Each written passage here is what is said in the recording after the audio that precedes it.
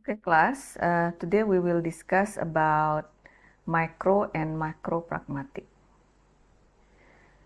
So, the scope of pragmatic consists of micro pragmatic and macro pragmatic. Micro pragmatic is the study of language used in smaller contexts.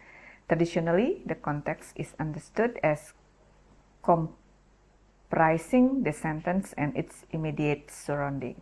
Jadi yang dimaksud dengan micropragmatic itu adalah konteks yang dekat dengan kalimat yang diucapkan. Seperti di sini ya, I, he, him, ini kan ada di dalam kalimat konteksnya.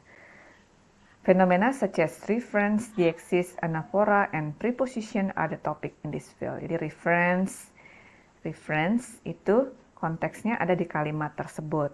Deexis ya, deexis juga di kalimat tersebut. Anaphora mungkin di kalimat sebelumnya. Presuppositions pada asumsi yang dimiliki oleh si pembicara. So it's near ya, dekat ya. Sentence is in immediate surrounding. Ada di kalimat tersebut atau di konteks terdekatnya atau dekat-dekat lah ya.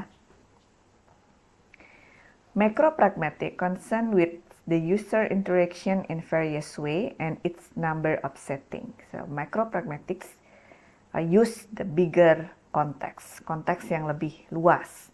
It include cooperative principle, conversational implicatures, speech act, and politeness principle. So it can be concluded that macropragmatic include reference, deexis, anaphora, and presuppositions. Macropragmatic include cooperative principle, conversational implicature, speech act, and politeness principle.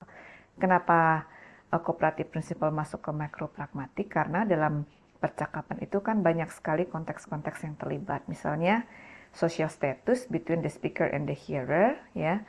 Apakah ini percakapan ini terjadi antara dosen dengan mahasiswa, seberapa dekat hubungan mereka, apakah mereka akrab atau hubungannya sangat formal. Conversational implicature itu kan pelanggaran dari cooperative principle, jadi implied meaning. Untuk bisa memahami implied meaning ini banyak sekali konteks yang terlibat. Misalnya budaya di tengah percakapan tersebut. Misalnya ada yang mengajak kalian, would you like to go to the movie tonight? I'm busy, misalnya. Nah, konteks-konteks ini kira-kira maknanya apa nih dalam konteks tertentu? Speech act itu kan melibatkan action ya. Actionnya bisa terjadi di masa depan seperti ini. I'll be there at 6. Ini kan promising. Jadi actionnya terjadi di masa depan. Jadi konteksnya cukup jauh ya.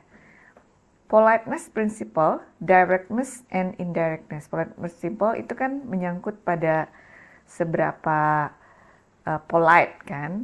Is it face-saving act or face-threatening act? And sometimes it is also include the culture in a certain context. Is it the culture that with directness or indirectness? Misalnya budaya orang Batak itu kan directness ya, orang akan mengatakan langsung kalau dia tidak suka. Misalnya kalau culture di orang Jawa misalnya dia cenderung pada indirectness, jadi akan berbeda ya.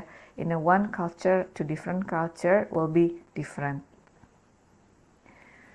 So next we discuss about near side and far side pragmatic.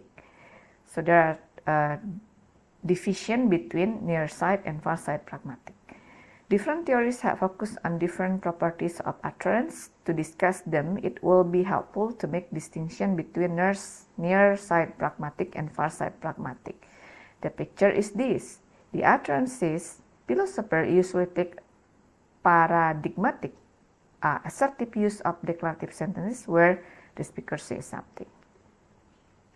Near side pragmatic is concerned with the nature of certain fact that relevant to determine what is said. Jadi near pragmatic itu lebih ke apa yang diucapkan secara literal. Far side pragmatic is focused on what happened beyond saying. What speech act are performed or by saying what is said. What implicature, see below for an explanation of this term, are generated by saying what is said. Ya, jadi far side itu ya seperti speech act, seperti implicature ya. Jadi ada melebihi apa yang diucapkan. Kalau near side pragmatic, apa yang diucapkan, far side pragmatic melebihi apa yang diucapkan. Far side pragmatic deals with what we do with language beyond what we literally say. This is the conception according to which Voltaire remark belong to the pragmatic. It is up to semantic to tell what someone literally say, and they use expression of given type. It's up to pragmatic to explain the information one convey, the action one perform. Jadi pragmatik yang umum kita kenal ini ya far side pragmatic ya, sementara apa yang diucapkan secara literal adalah semantik. In our initial focus, it will be traditions in pragmatic inaugurated by J.L. Austin and H.P. Grice. Both of these philosophers were interested in area of pragmatic we call beyond saying. In the classic period, these phenomena are studied on the premise, a premise increasingly undermined by development in pragmatic itself. That is fairly clear distinction could be made between what is said, the output of the realm of semantic. Jadi near side pragmatic itu apa yang diucapkan atau apa yang kita kenal sebagai semantik selama ini. What is conveyed or accomplished in particular linguistic or social context in or by saying something, the realm of pragmatic. Jadi yang namanya far side adalah apa yang kita kenal sebagai pragmatik selama ini melebihi apa yang diucapkan tontas yang terlibat di dalamnya. What is said is sort of boundary, semantic is on the near side, and those part of pragmatic where the focus of the classic period are the far side. Jadi semantic adalah near side, sementara pragmatic adalah far side. I think that's all for today. Thank you so much for your attention.